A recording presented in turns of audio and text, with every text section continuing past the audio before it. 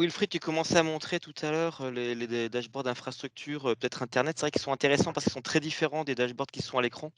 C'est encore un autre type d'information qui peut remonter que nous on utilise, alors, mes collègues, c'est plus le bac à événements qui regardent.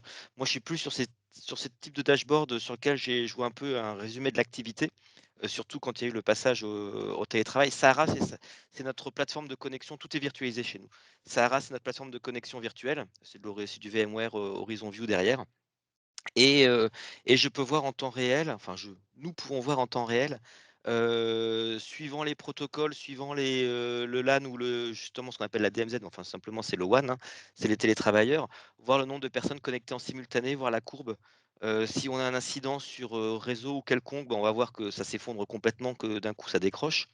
C'est encore une autre forme de dashboard avec un autre type d'information.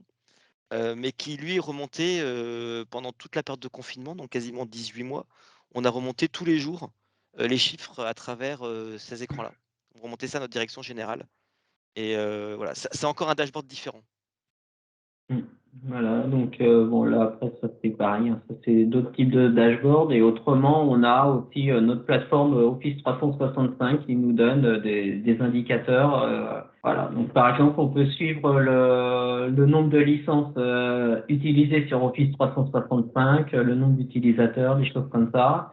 On est alerté si sur la plateforme Office 365, donc du côté Microsoft, il y a est-ce qu'ils ont des problèmes ou des choses comme ça? Donc, ça nous permet d'avoir une visibilité plutôt intéressante dessus, quoi. Et sur les tableaux de bord, sachez que, peut-être Wilfried, tu peux aussi le montrer, chaque tableau de bord est partageable via une URL publique. Je ne sais pas si vous Mm. l'utilisez ça, côté Si, Agrica, si, tout à fait. Si, si. Donc en là, lecture on seule. a. Ouais, voilà. Donc là, on a. Donc le tableau de bord va s'afficher, mais qu'en lecture seule en fait, hein, cette fois-ci. Ouais, là, il y a pas possibilité. Et donc, par exemple, tout à l'heure, je montrais l'équivalent pour ceux qui sont sur POM, l'équivalent du bac à événements, mais donc là on l'a appelé liste d'événements. Par exemple, ce tableau de bord-là, nous, dans notre bureau, on a un écran de contrôle, donc on a mis cet écran-là dessus, ce qui permet d'avoir une visibilité sur toute la pièce de la liste des événements problématiques, quoi.